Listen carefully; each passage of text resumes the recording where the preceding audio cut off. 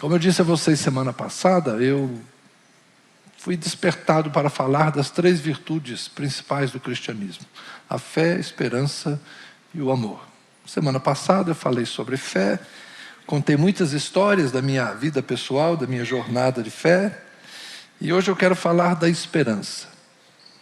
Há 9 dias atrás eu estava em Planaltina, o tema lá na igreja onde estive, pastor Osni, Igreja Batista Nova Jerusalém, o tema lá foi esperança, e foi pensando no que falei lá, que decidi fazer a trilogia aqui de fé, esperança e amor. E eu vou falar da esperança mais ou menos como eu falei lá. Em Paulo nós encontramos muitas referências à esperança. Esperança é uma palavra tipicamente paulina no Novo Testamento. É ele quem mais fala de esperança. Não vou dizer que só ele fala de esperança, mas é um caso a pesquisar. E o primeiro verso que eu quero destacar é da primeira carta de Paulo aos Coríntios, no capítulo 15, verso 19, quando ele diz: se a nossa esperança em Cristo se limita apenas a esta vida, somos as pessoas mais infelizes deste mundo. Se a nossa esperança em Cristo se limita apenas a esta vida. Então Paulo está dizendo que há elementos de esperança quanto a esta vida. Mas ele diz que não se limita a esta vida. Então há, portanto, elementos da nossa esperança que estão na outra vida, ou na vida depois da morte, ou na pós-morte. Se é que a gente pode falar de morte, porque afinal de contas, segundo Jesus, quem crê nele não morre, mas passa da morte para a vida. Então, quando a gente fala em vida após a morte, é modo de dizer, porque o corpo pode morrer, mas a vida continua. Nós acreditamos que a vida está para além do corpo. Então, ainda que esta carne, ainda que neste tabernáculo nós conheçamos a corrupção, nós temos da parte de Deus um outro tabernáculo. Nós temos da parte de Deus algo que é superior. Então, como ele disse em outros momentos, estar com Cristo, ele pode estar com Cristo agora, mas eu também posso partir e estar com Cristo do lado de lá. Então, se eu ficar ou se eu partir, se eu viver ou se eu morrer, é a mesma coisa, porque morte e vida para nós não faz diferença. Se vivo, estou com Cristo. Se este corpo maravilhoso, bonito, morrer, eu também vou continuar com Cristo. Não é? Então, não faz diferença nenhuma. Quer vivamos, quer morramos, somos do Senhor. Vamos dizer? Quer vivamos, quer morramos, somos do Senhor. Então, boa morte para vocês todos. Opa, desculpa aí. Desculpa aí, foi mal. Está todo mundo acordado, né? É, legal, vocês estão acesos. Mas então, a esperança não é só para essa vida, nem é para a vida futura apenas. Tem os dois lados. Mas eu quero falar um pouco, e eu vou assustar agora vocês com as coisas que eu vou falar. Tá? Já estou avisando. Vou falar primeiro da vida futura. Os nossos conceitos de vida futura estão muito no nosso imaginário. A gente fala muito de céu, ir para o céu.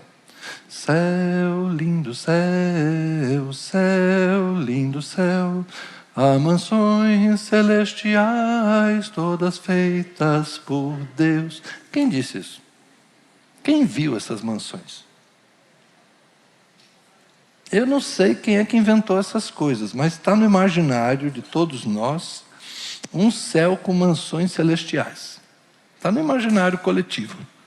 A ponto de uma certa pessoa falar assim: eu quero ir para o céu, nem que seja para lavar banheiro, mas eu vou para o céu. Ou seja, as pessoas que pensam que o céu é um grande condomínio no Jardim Botânico. Desculpa, foi mal, gente, não devia ter falado nisso hoje. É um condomínio em Alphaville, né? Um termo mais generalizado por aí. Tem gente que pensa que o céu é um condomínio residencial, com mansões. E talvez as pessoas achem que o céu vai ser isso, né? A gente morar numa casa grandona, igual o pessoal que mora lá no Parkway. Nosso irmão Bianor e a Zilda estão aqui hoje, acho que não, estão lá na casa deles.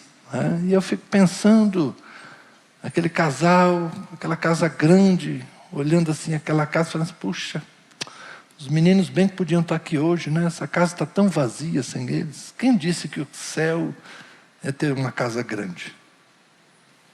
Talvez o mais legal seja ter uma casa cheia, né? Não sei, né? Enfim, esse nosso imaginário, ruas de ouro, mar de cristal, ruas de ouro, mar de cristal, nananana, é assim. Então a gente construiu esse imaginário, mas de onde vem isso? Vamos ser honestos mesmo. Quem na Bíblia falou que o céu é assim? Quem veio do céu, nas Escrituras, foi Jesus, ok? Ele estava com Deus e ele veio. Quem poderia descrever isso que nós chamamos de céu? Jesus. Pensando nos evangelhos, qual a frase de Jesus descrevendo o céu? Alguém lembra de alguma? Eu não. Tudo que Jesus falou sobre o céu está em João 14. Não se perturbe, não se angustie, não se aflija o vosso coração. Creiam em Deus, creiam também em mim. Na casa de meu pai tem muitas moradas. Meu pai é um condomínio residencial, extra plus, super grande, vai caber todo mundo. Mesmo assim, eu estou indo lá preparar uns lotes para vocês, estou indo preparar lugar para que onde eu estiver, vocês estejam comigo. Isso é tudo que Jesus fala. Na casa de meu pai há muitas moradas. Estou falando sério agora. Alguém lembra de outra coisa? Que eu pensei e não lembrei. Se alguém lembrar, me corrija. Eu estou aberto a correções. Eu não me lembro de Jesus ter feito nenhuma descrição do céu. E ele foi o único que veio de lá. Uma outra pessoa que podia nos ajudar seria Lázaro, né? Teve morto 4 dias. Puxa vida, ele deve ter visto alguma coisa do lado de lá. Mas não tem nada que Lázaro tenha contado para alguém que esse alguém resolveu escrever para nós. Então, de onde vem esta leitura que nós temos do céu? Tem alguém que viu. Paulo, escrevendo aos Coríntios, na 2ª carta, capítulo 12, com uma certa modéstia, ele está falando dele, a gente acredita, mas ele diz assim, conheço um homem, segundo aos Coríntios 12, 2, conheço um homem em Cristo, que há 14 anos foi arrebatado até o 3º céu. Se isso foi no corpo ou fora do corpo, não sei, Deus o sabe. E sei que este homem, se no corpo, ou sem o corpo, não sei, Deus o sabe, foi arrebatado ao paraíso e ouviu palavras indizíveis que homem nenhum tem permissão para repetir. Então este homem, que Paulo nem ousa dizer que é ele mesmo, mas a gente acredita que seja, ele não disse nada. Foi lá e viu o paraíso e ouviu coisas que ninguém tem permissão para repetir. Ou seja, Jesus que veio de lá não falou nada. E o Paulo que deu uma visitada também não falou nada. Mas tem tanta gente que traz revelações dos céus, revelações do inferno. Na vira e mexe tem gente que descreve o inferno. O inferno é assim, o inferno é assado. O céu é assim, o céu é assado. Mas em geral, assado não, né? O céu não é assado. Assado é só no inferno. O céu é fresquinho. Assado não, desculpa aí. Bom, vai para a internet essas coisas, né, gente? Fazer o quê? Eu estou dizendo que o céu é assado, estou complicando, né? Bom, mas um irmão teve um sonho, um irmão teve uma visão. Então, mas esses sonhos e essas visões, normalmente eles são parecidos, né? Porque Deus revela as mesmas coisas. Ou será que nós todos temos essa mesma imaginação acerca do céu? Mas tem o texto do Apocalipse, pastor. Tem Apocalipse 22.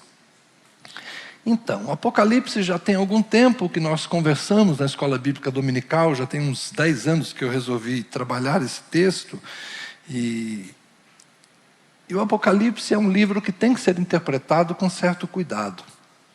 Porque o Apocalipse é um estilo literário que se vale dos textos do Antigo Testamento para apresentar uma mensagem de esperança para uma igreja perseguida.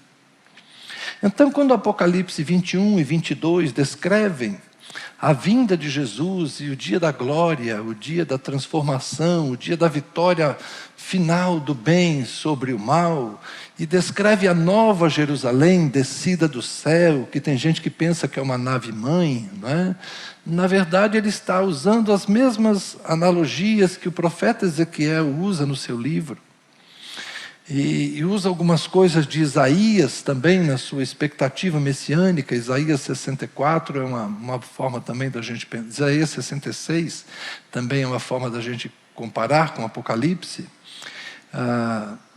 E a gente tem que entender que é uma busca do paraíso. Se a gente olhar o relato de Apocalipse 22, no meio da cidade está o trono, e do trono corre um rio, e às margens desse rio está o quê? A árvore da vida. É a mesma descrição do paraíso do Gênesis. Um rio e uma árvore cujas folhas vão ser a cura para as nações. Então o Apocalipse tem muito mais de simbolismo do que de realidade. Eu quero frustrá-los em relação a isso? Não, eu só quero dizer que ninguém sabe realmente o que é céu, e ninguém sabe realmente o que é inferno. Porque a Bíblia tem muito menos informações do que as pessoas dizem que tem. Na verdade, a gente tem uma imaginação sobre isso, e nós pensamos ideias aqui, ideias acolá, para tentarmos dar sustentação a esse nosso conceito. Quando Paulo fala da nossa esperança, Romanos 8, olha que texto interessante.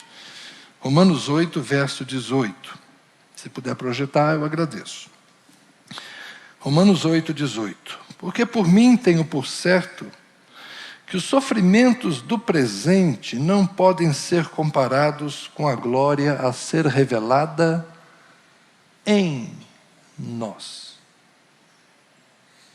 Com a glória a ser revelada em nós. A ardente expectativa da criação aguarda a revelação dos filhos de Deus. A grande expectativa da criação não é a respeito das ruas de ouro, do mar de cristal, mas é da nossa transformação. Daquilo que nós seremos quando glorificados. Escrevendo aos Coríntios, no capítulo 15, Paulo vai dizer assim, que nós trazemos a imagem do homem terreno, que é o primeiro Adão. E nós traremos a imagem daquele que é espiritual, que é Jesus, o segundo Adão. Então, hoje nós somos assemelhados a Adão. Mas depois da glorificação, nós seremos assemelhados a Jesus. E eu já falei para vocês, primeira carta de João, capítulo 3, ainda não se manifestou aquilo que haveremos de ser. Então nós não sabemos exatamente como é Jesus na sua glória. Nós só temos a esperança que seremos como Ele. Deixa eu seguir o texto. A ardente expectativa da criação aguarda a revelação dos filhos de Deus, pois a criação está sujeita à vaidade. Vaidade aqui tem a ver com a sua temporalidade. Não por sua própria vontade, mas por causa daquele que a sujeitou, na esperança de que a própria criação será libertada do cativeiro da corrupção para a liberdade da glória dos filhos de Deus. O que é o cativeiro da corrupção? É a morte. Corrupção aqui tem a ver com degeneração, com a morte. As árvores morrem, os animais morrem, os homens morrem, as estrelas morrem, no universo tudo perece. Tudo tem prazo de validade, não é? Então a criação está sujeita à corrupção. Esse processo de envelhecimento e morte. Mas o que a criação espera? A manifestação dos filhos de Deus que vão estar libertos desse processo.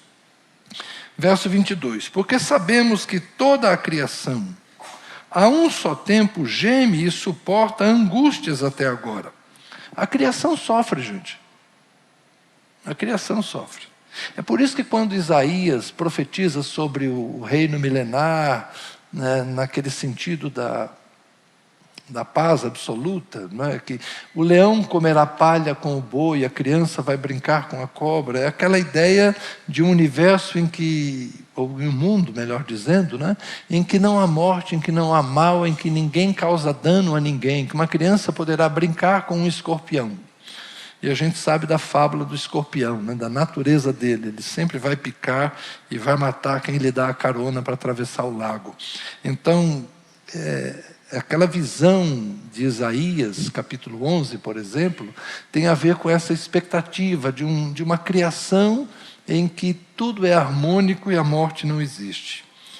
Sabemos que a criação, a um só tempo, geme e suporta as angústias até agora, e não somente ela, mas também nós, que temos as primícias do Espírito, igualmente gememos em nosso íntimo, aguardando a adoção de filhos, a redenção do nosso corpo. Qual é a nossa esperança?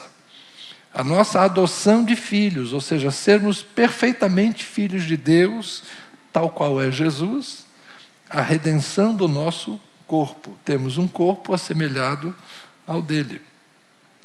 Porque na esperança fomos salvos. Ora, a esperança que se vê não é esperança, pois quem espera o que está vendo? Quem espera o que está vendo? Mas se esperamos o que não vemos, com paciência o aguardamos. Nós estamos esperando a glorificação, a redenção do nosso corpo. Não só nós, mas toda a criação aguarda a manifestação dos filhos de Deus, que será consumada naquilo que a Bíblia vai chamar de o dia do Senhor. O Apocalipse vai descrever diferentes circunstâncias, mas, por exemplo, no capítulo 19, Jesus vindo num cavalo branco, tendo seu manto salpicado de sangue, na sua coxa escrito Rei dos Reis e Senhor dos Senhores. É a vitória triunfal de Jesus. Mas há outras descrições também no Apocalipse. E a vinda de Jesus, ela tanto traz juízo, como traz a redenção. Então o dia do Senhor é um dia de sofrimento para os ímpios, porque é o fim do ímpio, mas ao mesmo tempo é o dia da redenção do justo.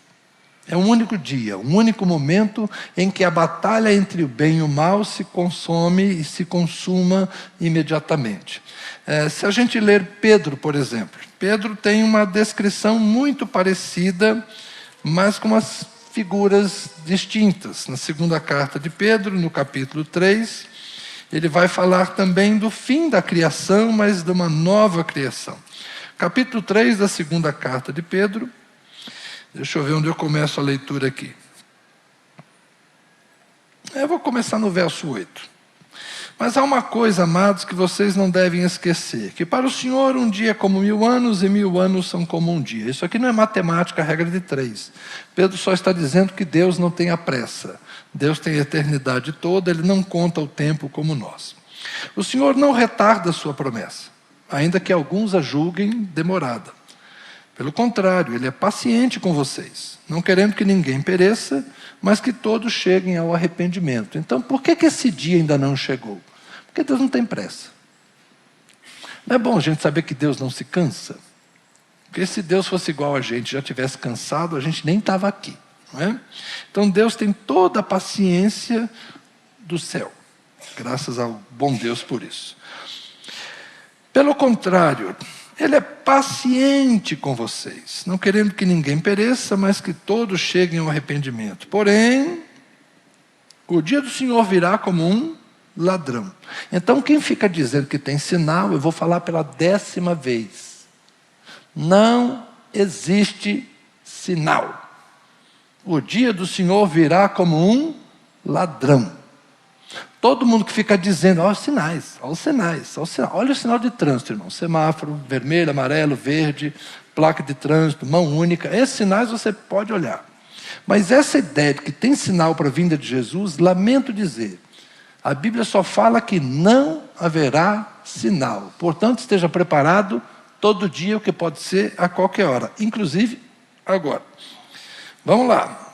Deixa eu falar rápido, senão não vai dar tempo de acabar o sermão. O dia do Senhor virá como um ladrão.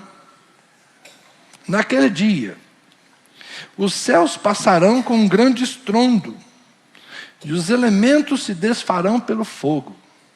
As culturas antigas tinham essa ideia do fogo para purificar. Lembra dos profetas? Assim como o ouro é purificado pelo fogo, assim como o fogo purifica a prata, nós também somos provados pelo fogo. Então essa é a ideia. Haverá uma grande purificação de tudo. Naquele dia os céus passarão com grande estrondo e os elementos se desfarão pelo fogo. Também a terra e as obras que nela existem desaparecerão. Olha a ideia de Pedro. Que isso aqui que a gente habita vai deixar de ser.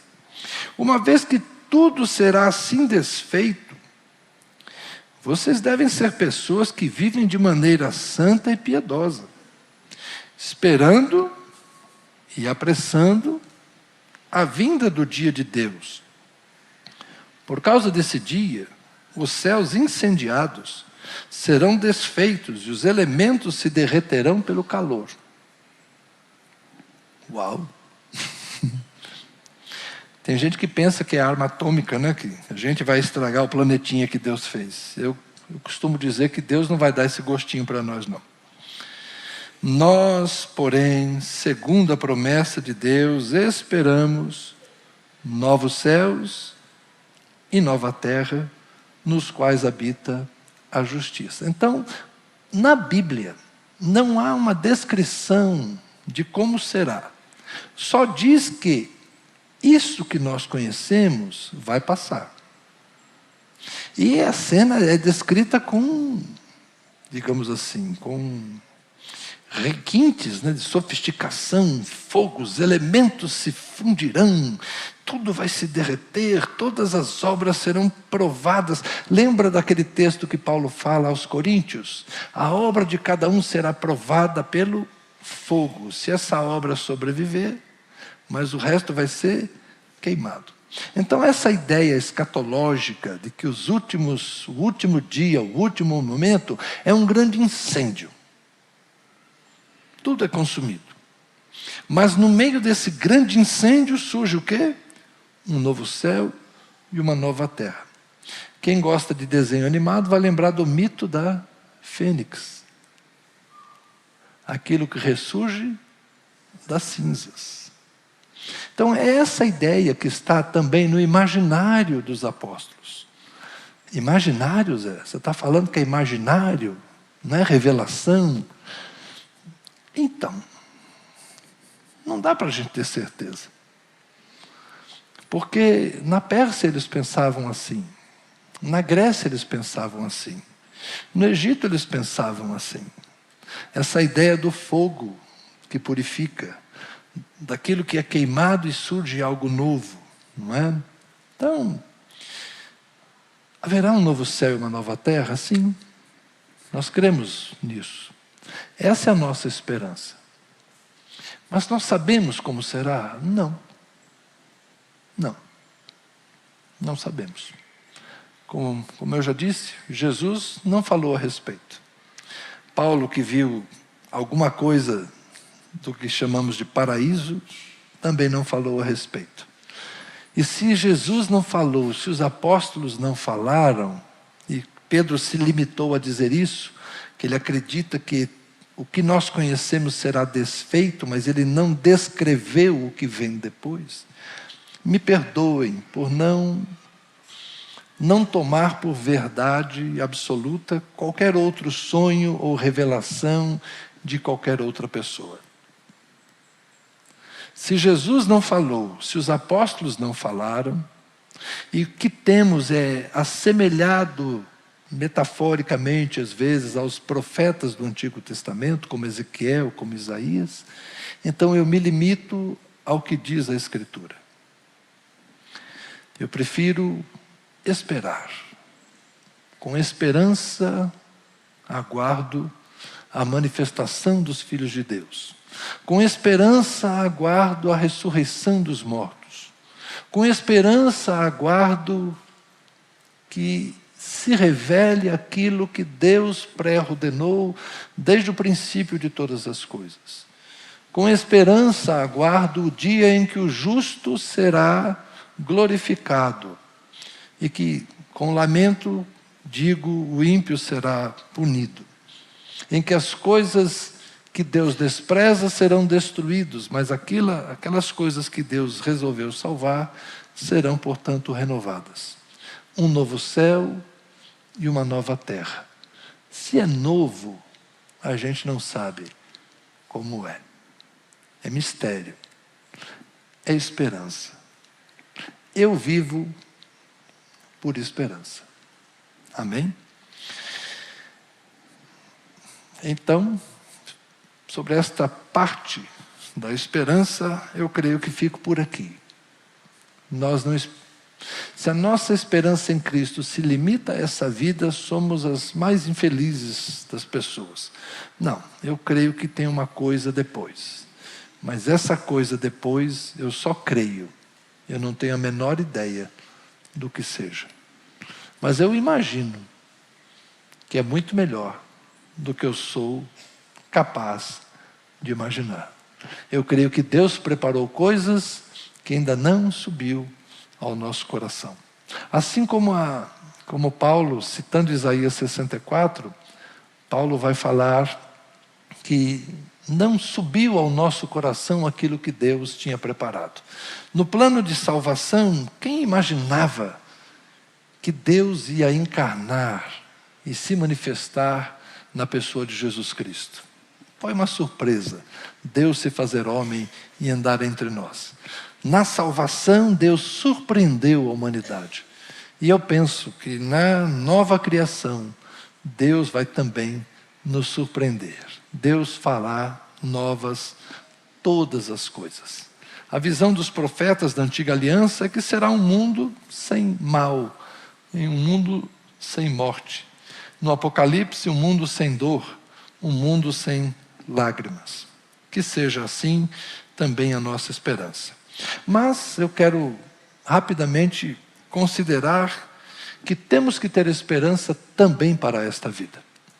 O Evangelho não é esperança apenas para a vida futura, mas o Evangelho é esperança também para estes dias.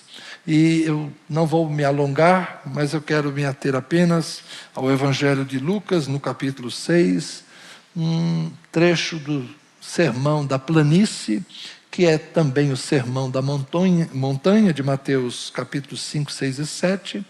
Em Mateus 5 nós temos as bem-aventuranças em um número maior, mas eu quero ler as bem-aventuranças em Lucas em um número menor, e apresentá-las como esperança também para este mundo.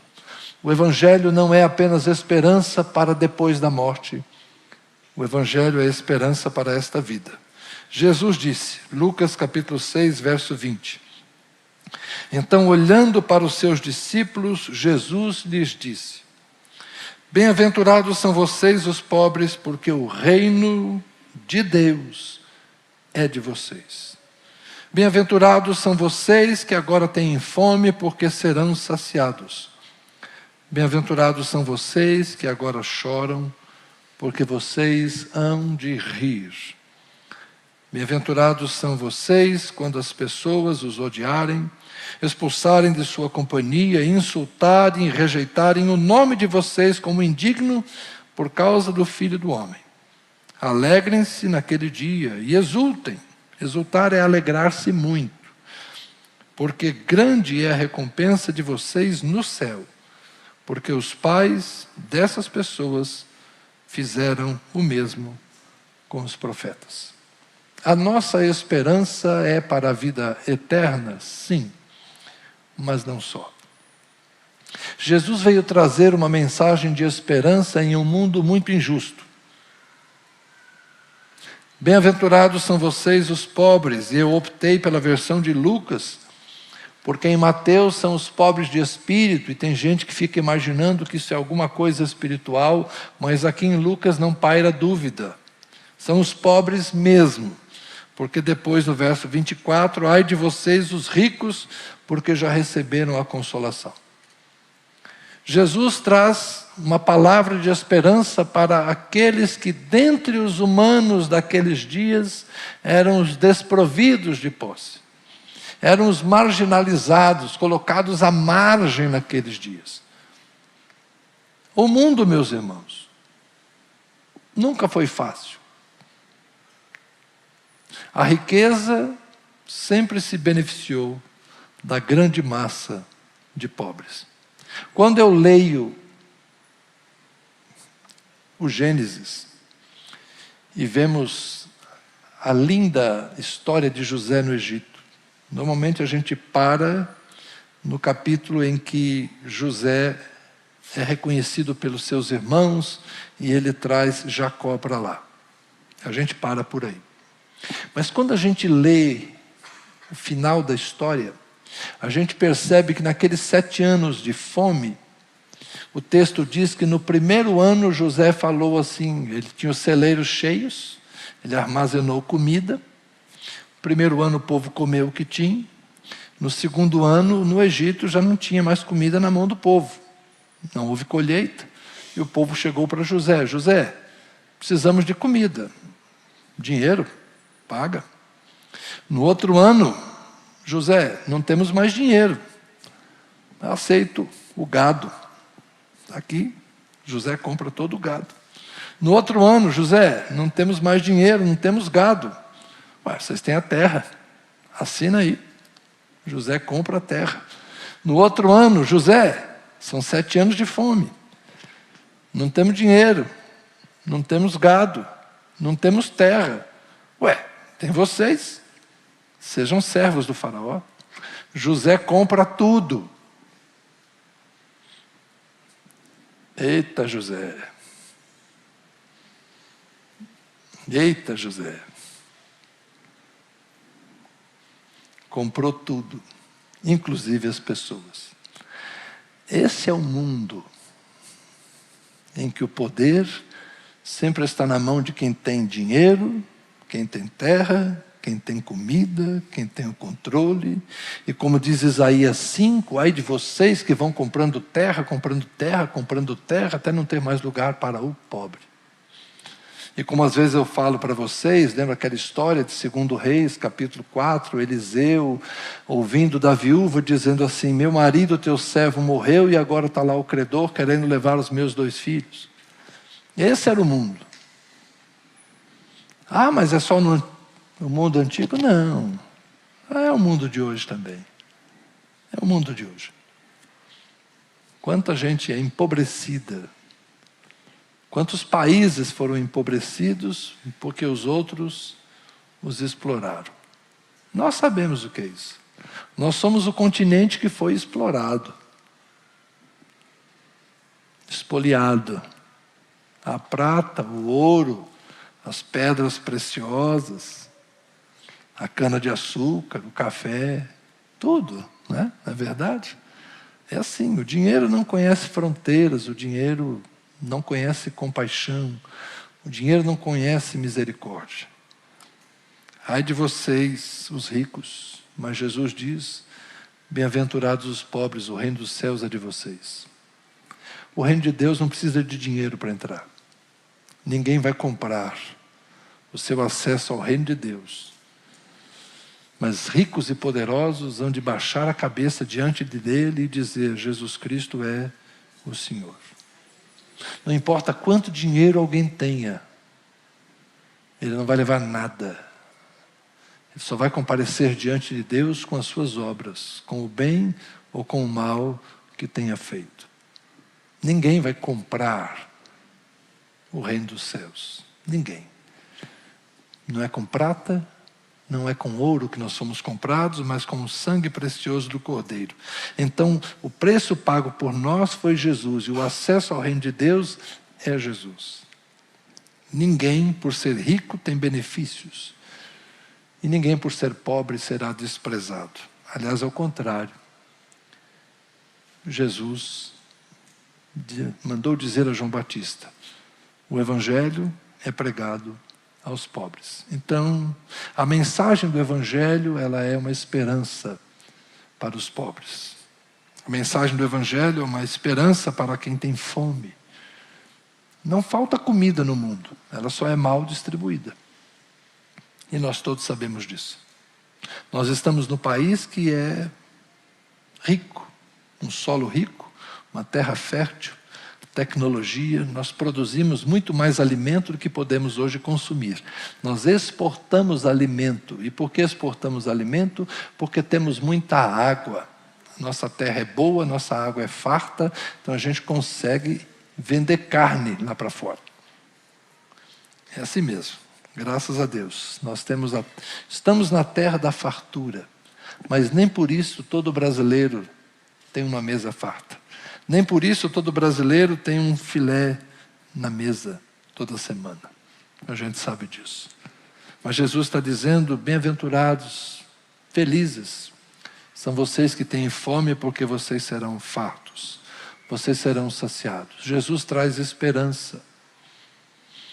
Jesus traz esperança para os famintos. E eu gostaria que nós tivéssemos consciência que todo o esforço feito para alimentar um ser humano deve ser valorizado como uma obra que está em harmonia com o Evangelho de Jesus Cristo.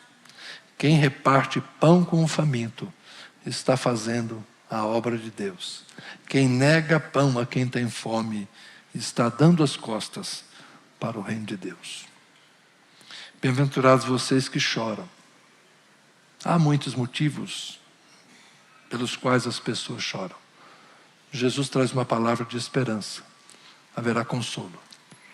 Há graça, há perdão. Se você chora por culpa, existe perdão. Se você chora por saudade, existe ressurreição. Se o seu choro é pelo luto, creia, creia. A morte não é o fim. Se você chora por uma enfermidade, em Cristo há poder para a cura. Se você chora por solidão, Cristo está perto de você, o Espírito Santo está perto e nós estamos aqui. Que ninguém sofra por solidão, cercado de tantos irmãos. A mensagem do Senhor é também esperança para este mundo injusto. Não é só a corrupção do corpo, mas as muitas manifestações da corrupção do pecado que estão no mundo, que a gente tem um evangelho com mais esperança. Porque o mundo precisa de esperança para esta vida e para a vida futura. Cristo é esta esperança. Amém?